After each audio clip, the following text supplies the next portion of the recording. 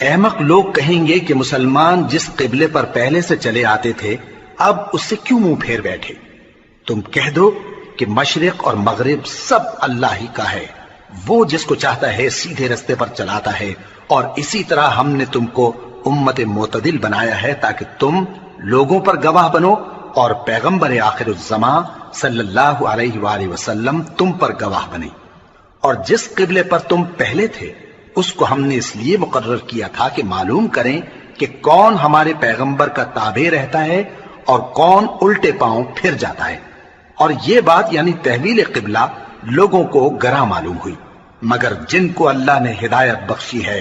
وہ اسے گراں نہیں سمجھتے، اور اللہ ایسا نہیں کہ تمہارے ایمان کو یوں ہی ضائع کر دے۔ اللہ تو لوگوں پر بڑا مہربان ہے، صاحب رحمت ہے۔ اے پیغمبر صلی اللہ علیہ وآلہ وسلم، ہم تمہارا آسمان کی طرف منہ اٹھانا دیکھ رہے ہیں، سو ہم تم کو اسی قبلے کی طرف جس کو تم پسند کرتے ہو منہ کرنے کا حکم دیں گے۔ تو اپنا منہ مسجد حرام یعنی خانہ کعبہ کی طرف پھیر لو، اور تم لوگ جہاں ہوا کرو نماز پڑھنے کے وقت اسی مسجد کی طرف منہ کر لیا کرو۔ اور جن لوگوں کو کتاب دی گئی ہے وہ خوب جانتے ہیں کہ یہ نیا قبلہ ان کے پروردگار کی طرف سے حق ہے، اور جو کام یہ لوگ کرتے ہیں اللہ ان سے بے خبر نہیں۔ اور اگر تم ان اہل کتاب کے پاس تمام نشانیاں بھی لے کر آؤ تو بھی یہ تمہارے قبلے کی پیروی نہ کریں، اور تم بھی ان کے قبلے کی پیروی کرنے والے نہیں ہو، اور ان میں سے بھی بعض کے قبلے کے پیرو نہیں۔ اور اگر تم باوجود اس کے کہ تمہارے پاس علم یعنی اللہ کا حکم آ چکا ہے ان کی خواہشوں کے پیچھے چلو گے تو ظالموں میں ہو جاؤ گے۔ جن لوگوں کو ہم نے کتاب دی ہے وہ ان پیغمبر آخر الزمان صلی اللہ علیہ وآلہ وسلم کو اس طرح پہچانتے ہیں جس طرح اپنے بیٹوں کو پہچانا کرتے ہیں، مگر ایک فریق ان میں سے سچی بات کو جان بوجھ کر چھپا رہا ہے۔ اے پیغمبر صلی اللہ علیہ وآلہ وسلم، یہ نیا قبلہ تمہارے پروردگار کی طرف سے حق ہے، تو تم ہرگز شک کرنے والوں میں نہ ہونا، اور ہر ایک شخص کے لیے ایک سمت مقرر ہے جدھر وہ عبادت کے وقت منہ کیا کرتا ہے، تو تم نیکیوں میں سبقت حاصل کرو۔ تم جہاں ہوگے اللہ تم سب کو جمع کرے گا،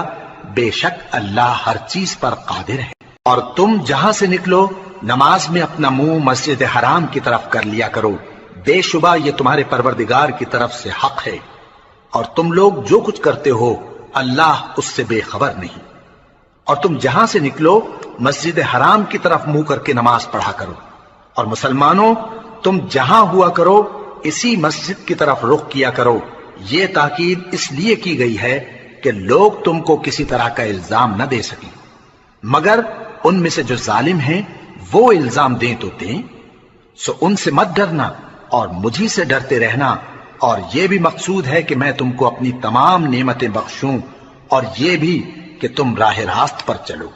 جس طرح من جملہ اور نعمتوں کے ہم نے تمہیں میں سے ایک رسول بھیجے ہیں جو تم کو ہماری آیتیں پڑھ پڑھ کر سناتے اور تمہیں پاک بناتے، اور کتاب یعنی قرآن اور دانائی سکھاتے ہیں، اور ایسی باتیں بتاتے ہیں جو تم پہلے نہیں جانتے تھے۔ سو تم مجھے یاد کیا کرو، میں تمہیں یاد کیا کروں گا، اور میرا احسان مانتے رہنا اور میری ناشکری نہ کرنا۔ اے ایمان والو، صبر اور نماز سے مدد لیا کرو، بے شک اللہ صبر کرنے والوں کے ساتھ ہے۔ اور جو لوگ اللہ کی راہ میں مارے جائیں ان کی نسبت یہ نہ کہنا کہ وہ مرے ہوئے ہیں، وہ مردہ نہیں بلکہ زندہ ہیں، لیکن تم کو شعور نہیں۔ اور ہم کسی قدر خوف اور بھوک اور مال اور جانوں اور میووں کے نقصان سے تمہاری آزمائش کریں گے، اور صبر کرنے والوں کو بشارت سنا دو کہ ان لوگوں پر جب کوئی مصیبت واقع ہوتی ہے تو کہتے ہیں کہ ہم اللہ ہی کا مال ہیں اور اسی کی طرف لوٹ کر جانے والے ہیں۔ یہی لوگ ہیں جن پر ان کے پروردگار کی عنایتیں ہیں اور خصوصی رحمت بھی ہے، اور یہی سیدھے رستے پر ہیں۔ بے شک کوہ صفا اور مروہ اللہ کی نشانیوں میں سے ہیں، تو جو شخص خانہ کعبہ کا حج یا عمرہ کرے اس پر کچھ گناہ نہیں کہ دونوں کے درمیان چکر لگائے، بلکہ یہ ایک نیک کام ہے، اور جو کوئی نیک کام کرے تو اللہ قدردان ہے، دانا ہے۔ جو لوگ ہمارے حکموں اور ہدایتوں کو جو ہم نے نازل کی ہیں کسی غرض فاسد سے چھپاتے ہیں، باوجود کہ ہم نے ان کو لوگوں کے سمجھانے کے لیے اپنی کتاب میں کھول کھول کر بیان کر دیا ہے۔ ایسوں پر اللہ اور تمام لعنت کرنے والے لعنت کرتے ہیں۔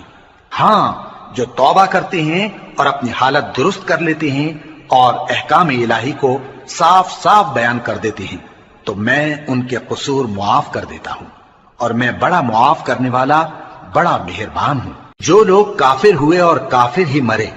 ایسوں پر اللہ کی اور فرشتوں کی اور انسانوں کی سب کی لعنت، وہ ہمیشہ اسی لعنت میں گرفتار رہیں گے۔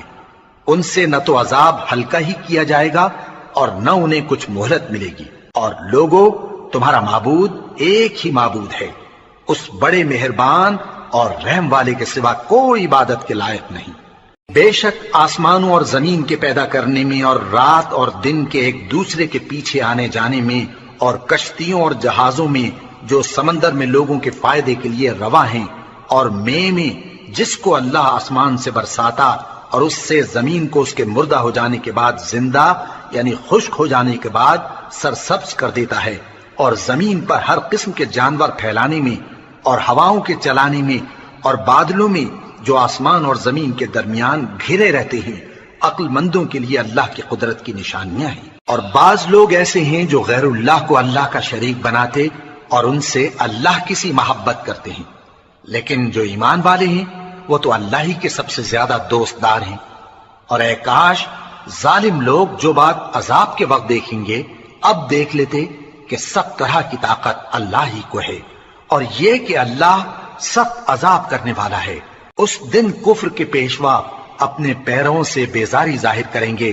اور دونوں عذاب الہی دیکھ لیں گے اور ان کے آپس کے تعلقات منقطع ہو جائیں گے۔ یہ حال دیکھ کر پیروی کرنے والے حسرت سے کہیں گے کہ اے کاش ہمیں پھر دنیا میں جانا نصیب ہو، تاکہ جس طرح یہ ہم سے بیزار ہو رہے ہیں اسی طرح ہم بھی ان سے بیزار ہوں۔ اس طرح اللہ ان کے اعمال حسرت بنا کر دکھائے گا اور وہ دوزخ سے نکل نہیں سکیں گے۔ لوگوں، جو چیزیں زمین میں حلال طیب ہیں وہ کھاؤ، اور شیطان کے قدموں پر نہ چلو، وہ تمہارا کھلا دشمن ہے۔ وہ تو تم کو برائی اور بے حیائی ہی کے کام کرنے کو کہتا ہے، اور یہ بھی کہ اللہ کی نسبت ایسی باتیں کہو جن کا تمہیں کچھ بھی علم نہیں۔ اور جب ان لوگوں سے کہا جاتا ہے کہ جو کتاب اللہ نے نازل فرمائی ہے اس کی پیروی کرو، تو کہتے ہیں نہیں، بلکہ ہم تو اسی چیز کی پیروی کریں گے جس پر ہم نے اپنے باپ دادا کو پایا۔ بھلا اگرچہ ان کے باپ دادا نہ کچھ سمجھتے ہوں اور نہ سیدھے رستے پر ہوں، تب بھی وہ انہی کی تقلید کیے جائیں گے۔ جو لوگ کافر ہیں ان کی مثال اس شخص کی سی ہے جو کسی ایسی چیز کو آواز دے جو پکار اور آواز کے سوا کچھ سن نہ سکے۔ یہ بہرے ہیں، گونگے ہیں، اندھے ہیں کہ کچھ سمجھ ہی نہیں سکتے۔ اے اہل ایمان، جو پاکیزہ چیزیں ہم نے تم کو عطا فرمائی ہیں ان کو کھاؤ، اور اگر اللہ ہی کے بندے ہو تو اس کی نعمتوں کا شکر بھی ادا کرو۔ اس نے تو تم پر بس مرا ہوا جانور اور لہو اور سور کا گوشت اور جس چیز پر اللہ کے سوا کسی اور کا نام پکارا جائے حرام کر دیا ہے۔ ہاں، جو مجبور ہو جائے بشرطے کہ اللہ کی نافرمانی نہ کرے اور حد ضرورت سے باہر نہ نکل جائے، اس پر کچھ گناہ نہیں۔ بے شک اللہ بخشنے والا ہے، رحم کرنے والا ہے۔ جو لوگ اللہ کی کتاب سے ان آیتوں اور ہدایتوں کو جو اس نے نازل فرمائی ہیں چھپاتے اور ان کے بدلے تھوڑی سی قیمت یعنی دنیاوی منفعت حاصل کرتے ہیں، وہ اپنے پیٹوں میں محض آگ بھرتے ہیں۔ ایسے لوگوں سے اللہ قیامت کے دن نہ کلام کرے گا اور نہ ان کو گناہوں سے پاک کرے گا، اور ان کے لیے دکھ دینے والا عذاب ہے۔ یہ وہ لوگ ہیں جنہوں نے ہدایت چھوڑ کر گمراہی اور بخشش چھوڑ کر عذاب خرید لیا۔ یہ آتش جہنم کی کیسی برداشت کرنے والے ہیں۔ یہ اس لیے کہ اللہ نے کتاب سچائی کے ساتھ نازل فرمائی، اور جن لوگوں نے اس کتاب میں اختلاف کیا وہ ضد میں آ کر نیکی سے دور ہو گئے ہیں۔ نیکی یہی نہیں کہ تم مشرق و مغرب کو قبلہ سمجھ کر ان کی طرف منہ کر لو، بلکہ نیکی یہ ہے کہ لوگ اللہ پر اور روز آخر پر اور فرشتوں پر اور اللہ کی کتاب پر اور پیغمبروں پر ایمان لائیں، اور مال باوجود عزیز رکھنے کے رشتہ داروں اور یتیموں اور محتاجوں اور مسافروں اور مانگنے والوں کو دیں، اور گردنوں کے چھڑانے میں خرچ کریں، اور نماز پڑھیں اور زکات دیں، اور جب عہد کر لیں تو اس کو پورا کریں، اور سختی اور تکلیف میں اور جنگ کے وقت ثابت قدم رہیں۔ یہی لوگ ہیں جو ایمان میں سچے ہیں، اور یہی ہیں جو اللہ سے ڈرنے والے ہیں۔ مومنوں، تم کو مقتولوں کے بارے میں قصاص یعنی خون کے بدلے خون کا حکم دیا جاتا ہے، اس طرح پر کہ آزاد کے بدلے آزاد مارا جائے، اور غلام کے بدلے غلام، اور عورت کے بدلے عورت۔ اور اگر قاتل کو اس کے مقتول بھائی کے قصاص میں سے کچھ معاف کر دیا جائے تو وارث مقتول کو پسندیدہ طریق سے قرارداد کی پیروی یعنی مطالبہ خون بہا کرنا اور قاتل کو خوشخوئی کے ساتھ ادا کرنا چاہیے۔ یہ تمہارے پروردگار کی طرف سے تمہارے لیے آسانی اور مہربانی ہے۔ اب جو اس کے بعد زیادتی کرے اس کے لیے دکھ کا عذاب ہے۔ اور اے اہل عقل، حکم قصاص میں تمہاری زندگانی ہے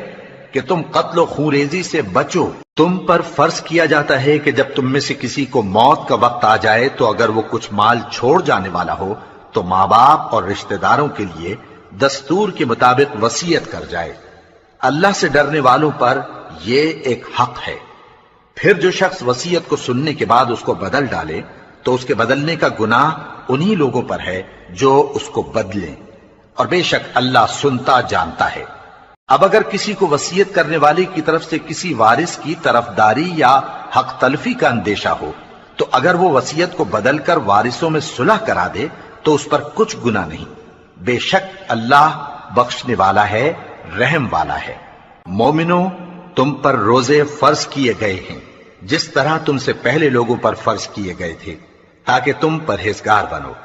روزوں کے دن گنتی کے چند روز ہیں، تو جو شخص تم میں سے بیمار ہو یا سفر میں ہو تو دوسرے دنوں میں روزوں کا شمار پورا کر لے۔ اور جو لوگ روزہ رکھنے کی طاقت رکھیں لیکن رکھیں نہیں، وہ روزے کے بدلے محتاج کو کھانا کھلا دیں۔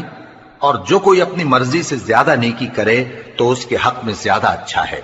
اور اگر سمجھو تو روزہ رکھنا ہی تمہارے حق میں بہتر ہے۔ روزوں کا مہینہ رمضان کا مہینہ ہے جس میں قرآن اول نازل ہوا جو لوگوں کا رہنما ہے اور جس میں ہدایت کی کھلی نشانیاں ہیں اور جو حق و باطل کو الگ الگ کرنے والا ہے۔ تو جو کوئی تم میں سے اس مہینے میں موجود ہو چاہیے کہ پورے مہینے کے روزے رکھے، اور جو بیمار ہو یا سفر میں ہو تو دوسرے دنوں میں روزے رکھ کر ان کا شمار پورا کر لے۔ اللہ تمہارے حق میں آسانی چاہتا ہے اور سختی نہیں چاہتا،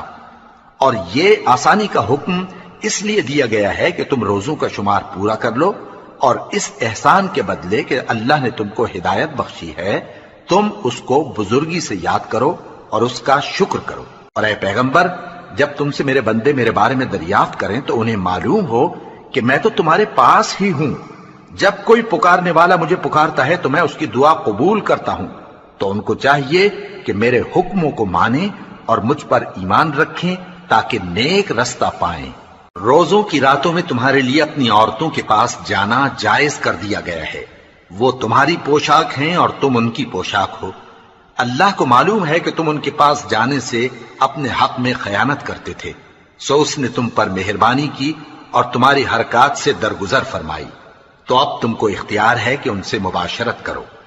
اور اللہ نے جو چیز تمہارے لیے لکھ رکھی ہے یعنی اولاد، اس کو اللہ سے طلب کرو اور کھاؤ اور پیو یہاں تک کہ صبح کی سفید دھاری رات کی سیاہ دھاری سے الگ نظر آنے لگے، پھر روزہ رکھ کر رات تک پورا کرو۔ اور جب تم مسجدوں میں اعتکاف بیٹھتے ہو تو ان سے مباشرت نہ کرو، یہ اللہ کی حدیں ہیں، ان کے پاس نہ جانا۔ اسی طرح اللہ اپنی آیتیں لوگوں کے سمجھانے کے لیے کھول کھول کر بیان فرماتا ہے تاکہ وہ پرہیزگار بنے۔ اور آپس میں ایک دوسرے کا مال ناحق نہ کھاؤ اور نہ اس کو رشوتاً حاکموں کے پاس پہنچاؤ تاکہ لوگوں کے مال کا کچھ حصہ ناجائز طور پر کھا جاؤ،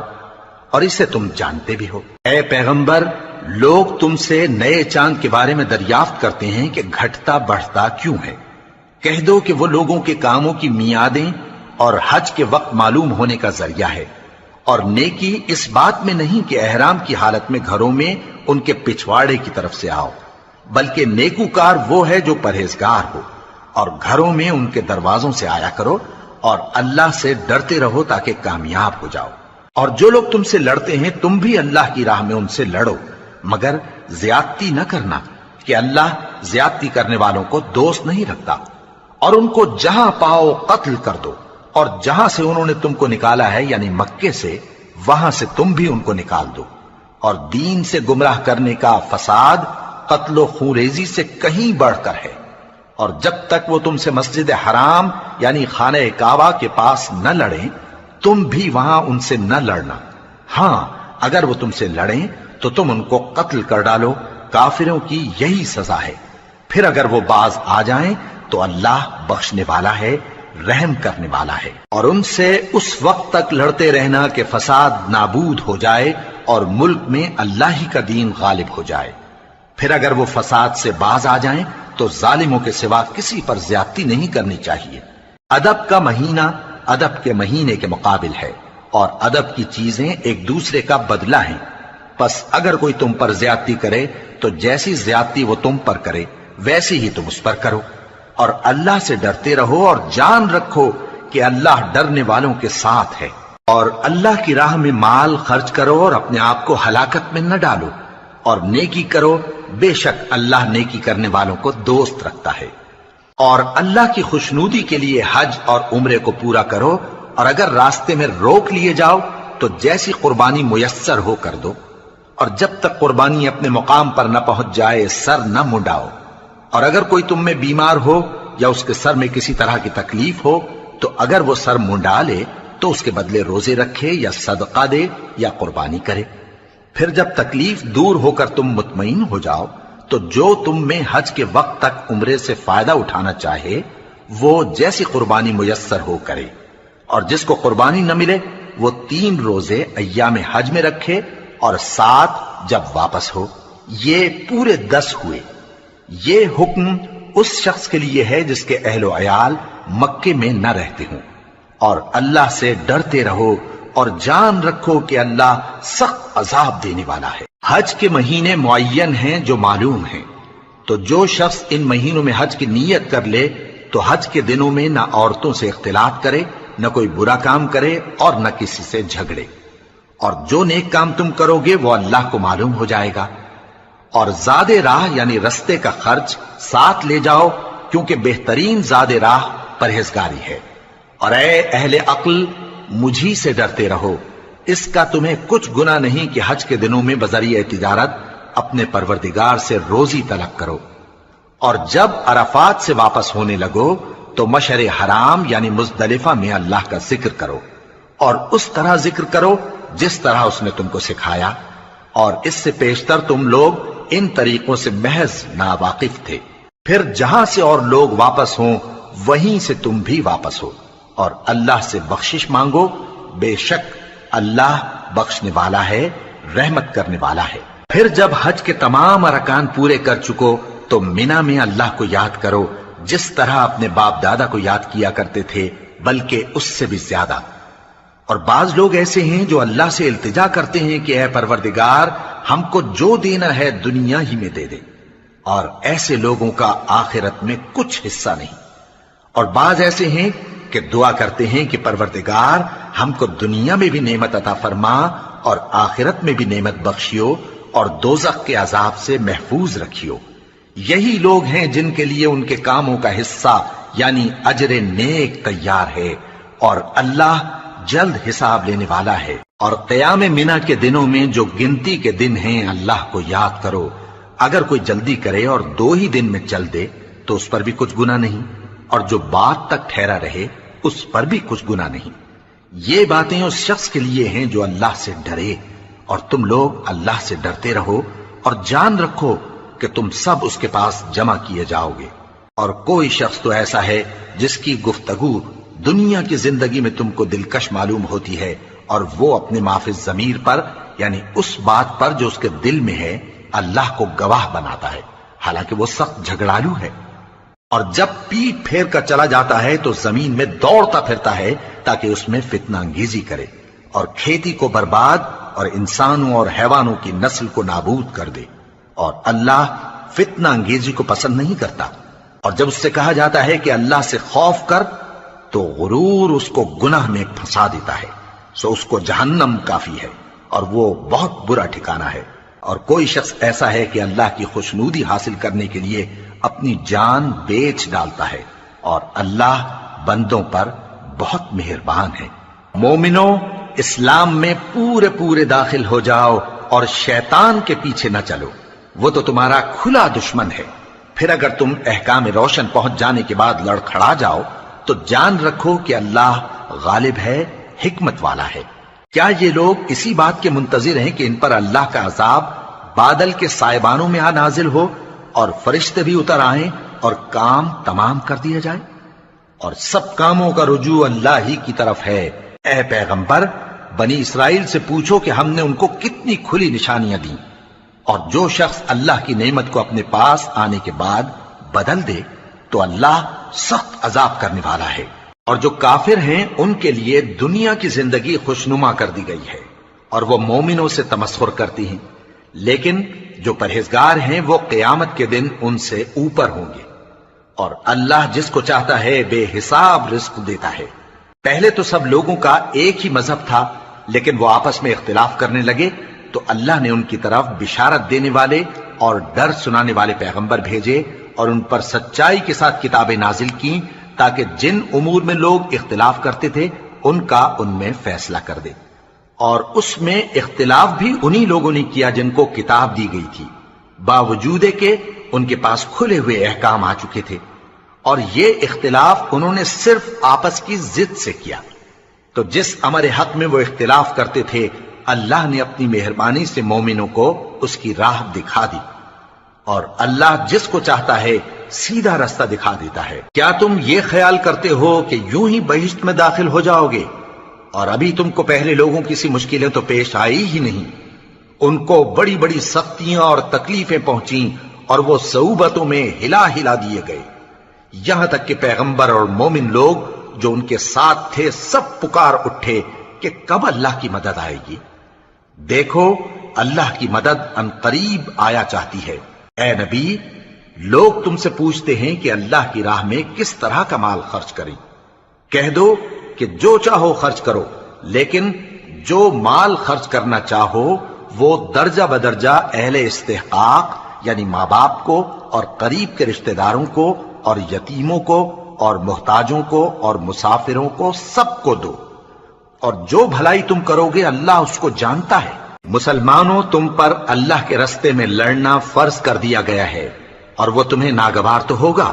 مگر عجب نہیں کہ ایک چیز تم کو بری لگے اور وہ تمہارے حق میں بھلی ہو، اور عجب نہیں کہ ایک چیز تم کو بھلی لگے اور وہ تمہارے لیے مضر ہو، اور ان باتوں کو اللہ ہی بہتر جانتا ہے اور تم نہیں جانتے۔ اے پیغمبر، لوگ تم سے عزت والے مہینوں میں لڑائی کرنے کے بارے میں دریافت کرتے ہیں، کہہ دو کہ ان میں لڑنا بڑا گناہ ہے، اور اللہ کی راہ سے روکنا اور اس سے کفر کرنا اور مسجد حرام یعنی خانہ کعبہ میں جانے سے بند کرنا اور اہل مسجد کو اس میں سے نکال دینا جو یہ کفار کرتے ہیں، اللہ کے نزدیک اس سے بھی زیادہ گناہ ہے، اور فتنہ انگیزی خونریزی سے بھی بڑھ کر ہے۔ اور یہ لوگ ہمیشہ تم سے لڑتے رہیں گے، یہاں تک کہ اگر مقدور رکھیں تو تم کو تمہارے دین سے پھیر دیں، اور جو کوئی تم میں سے اپنے دین سے پھر کر کافر ہو جائے گا اور کافر ہی مرے گا تو ایسے لوگوں کے اعمال دنیا اور آخرت دونوں میں برباد ہو جائیں گے، اور یہی لوگ دوزخ میں جانے والے ہیں جس میں ہمیشہ رہیں گے۔ جو لوگ ایمان لائے اور اللہ کے لیے وطن چھوڑ گئے اور کفار سے جنگ کرتے رہے وہی اللہ کی رحمت کے امیدوار ہیں، اور اللہ بخشنے والا ہے، رحمت کرنے والا ہے۔ اے پیغمبر،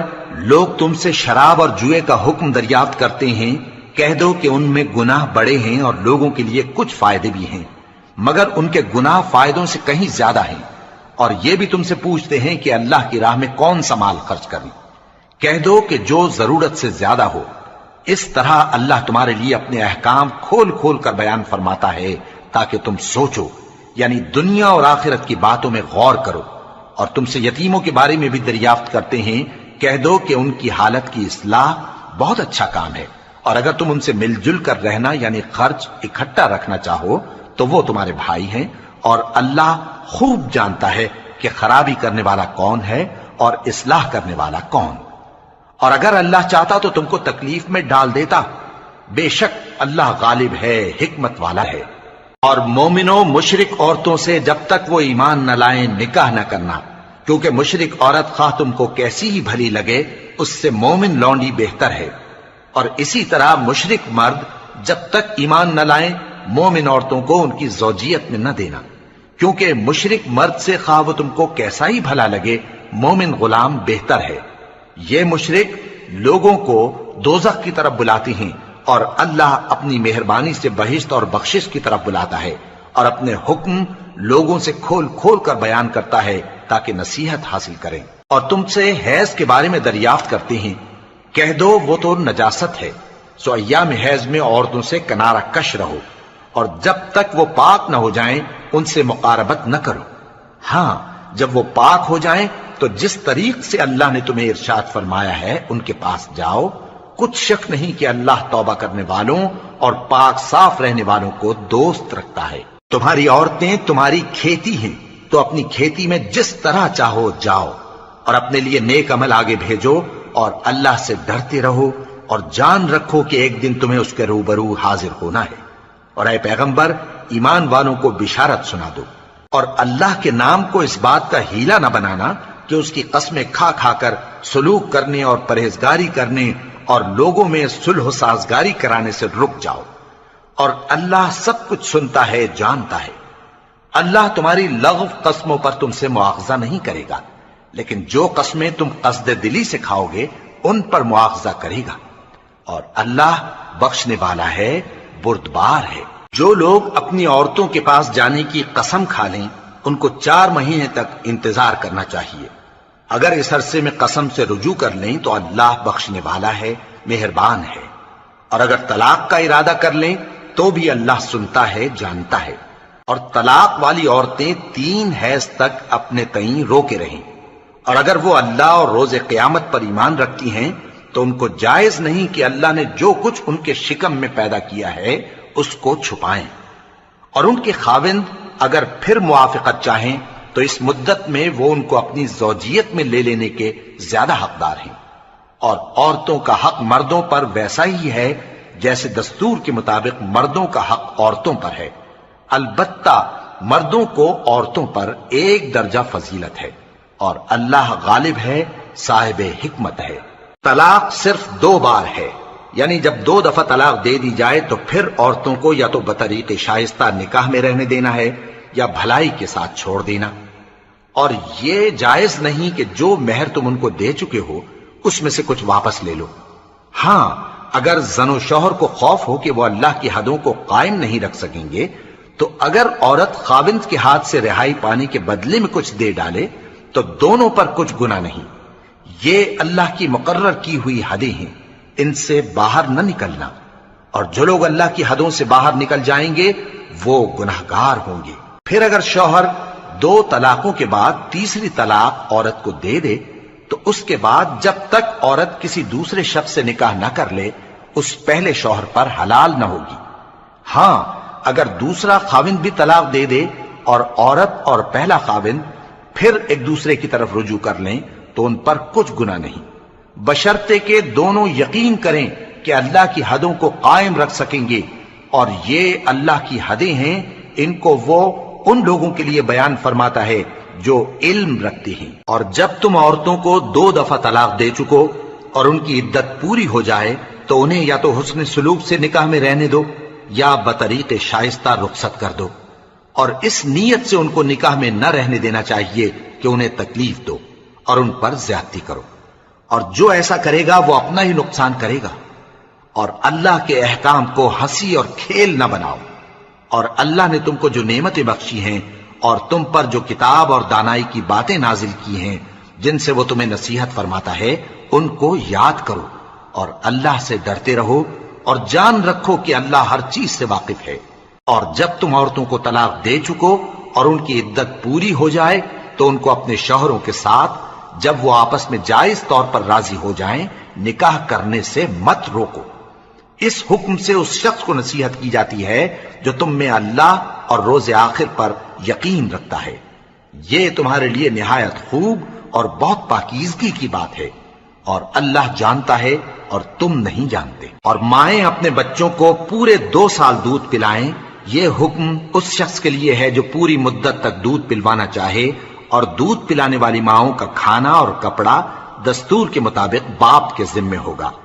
کسی شخص کو اس کی طاقت سے زیادہ تکلیف نہیں دی جاتی، تو یاد رکھو کہ نہ تو ماں کو اس کے بچے کے سبب نقصان پہنچایا جائے اور نہ باپ کو اس کی اولاد کی وجہ سے نقصان پہنچایا جائے،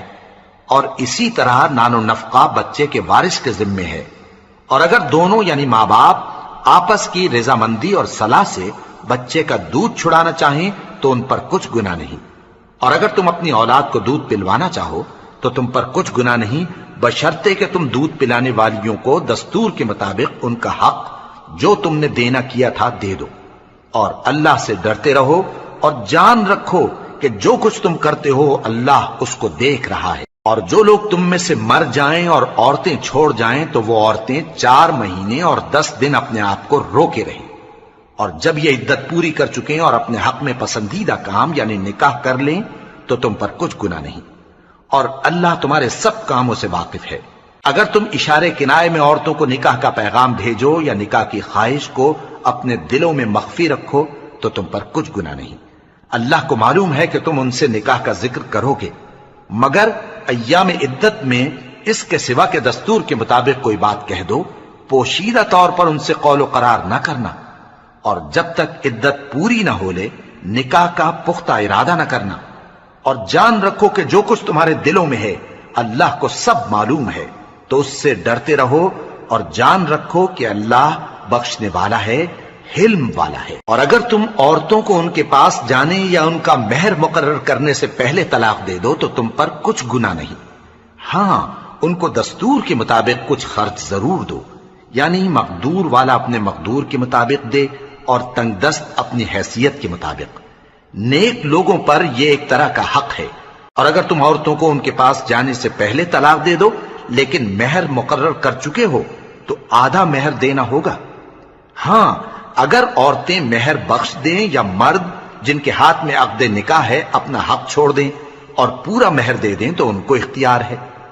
اور اگر تم مرد لوگ ہی اپنا حق چھوڑ دو تو یہ پرہیزگاری کی بات ہے، اور آپس میں بھلائی کرنے کو فراموش نہ کرنا، کچھ شک نہیں کہ اللہ تمہارے سب کاموں کو دیکھ رہا ہے۔ مسلمانوں، سب نمازیں خصوصاً بیچ کی نماز یعنی نماز عصر پورے اہتمام کے ساتھ ادا کرتے رہو اور اللہ کے آگے ادب سے کھڑے رہا کرو۔ پھر اگر تم خوف کی حالت میں ہو تو پیادے یا سوار جس حال میں ہو نماز پڑھ لو۔ پھر جب امن و اطمینان ہو جائے تو جس طریق سے اللہ نے تم کو سکھایا ہے جو تم پہلے نہیں جانتے تھے اللہ کو یاد کرو۔ اور جو لوگ تم میں سے مر جائیں اور عورتیں چھوڑ جائیں وہ اپنی عورتوں کے حق میں وصیت کر جائیں کہ ان کو 1 سال تک خرچ دیا جائے اور گھر سے نہ نکالی جائیں، ہاں اگر وہ خود گھر سے چلی جائیں اور اپنے حق میں پسندیدہ کام یعنی نکاح کر لیں تو تم پر کچھ گناہ نہیں، اور اللہ زبردست ہے، حکمت والا ہے۔ اور مطلقہ عورتوں کو بھی دستور کے مطابق نان و نفقہ دینا چاہیے، پرہیزگاروں پر یہ بھی حق ہے۔ اسی طرح اللہ اپنے احکام تمہارے لیے بیان فرماتا ہے تاکہ تم سمجھو۔ بھلا تم نے ان لوگوں کو نہیں دیکھا جو شمار میں ہزاروں ہی تھے اور موت کے ڈر سے اپنے گھروں سے نکل بھاگے تھے، تو اللہ نے ان کو حکم دیا کہ مر جاؤ، پھر ان کو زندہ بھی کر دیا۔ کچھ شک نہیں کہ اللہ لوگوں پر مہربانی رکھتا ہے، لیکن اکثر لوگ شکر نہیں کرتے۔ اور مسلمانوں، اللہ کی راہ میں جہاد کرو اور جان رکھو کہ اللہ سب کچھ سنتا ہے، سب کچھ جانتا ہے۔ کون ہے کہ اللہ کو قرض حسنہ دے کہ وہ اس کے بدلے اس کو کئی گنا زیادہ دے گا، اور اللہ ہی روزی کو تنگ کرتا اور وہی اسے کشادہ کرتا ہے، اور تم اسی کی طرف لوٹ کر جاؤ گے۔ بھلا تم نے بنی اسرائیل کی ایک جماعت کو نہیں دیکھا جس نے موسیٰ کے بعد اپنے پیغمبر سے کہا کہ آپ ہمارے لیے ایک بادشاہ مقرر کر دیں تاکہ ہم اللہ کی راہ میں جہاد کریں؟ پیغمبر نے کہا کہ اگر تم کو جہاد کا حکم دیا جائے تو ایسا تو نہیں کہ لڑنے سے پہلو تہی کرو۔ وہ کہنے لگے کہ ہم اللہ کی راہ میں کیوں نہ لڑیں گے جبکہ ہم وطن سے خارج اور بال بچوں سے جدا کر دیے گئے۔ پھر جب ان کو جہاد کا حکم دیا گیا تو چند اشخاص کے سوا سب پھر گئے،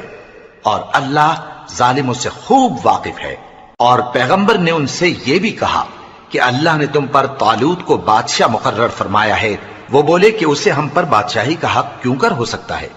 اس سے بڑھ کر بادشاہی کے مستحق تو ہم ہیں، اور اس کے پاس تو بہت سی دولت بھی نہیں۔ پیغمبر نے کہا کہ اللہ نے اس کو تم پر فضیلت دی ہے اور بادشاہی کے لیے منتخب فرمایا ہے۔ اس نے اسے علم بھی بہت سا بخشا ہے اور تن و توش بھی بڑا عطا کیا ہے، اور اللہ کو اختیار ہے جسے چاہے بادشاہی بخشے، وہ بڑا کشائش والا ہے،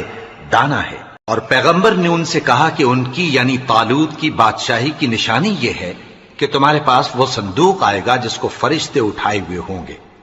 اس میں تمہارے پروردگار کی طرف سے تسلی بخشنے والی چیز ہوگی اور کچھ اور چیزیں بھی ہوں گی جو موسیٰ اور ہارون چھوڑ گئے تھے۔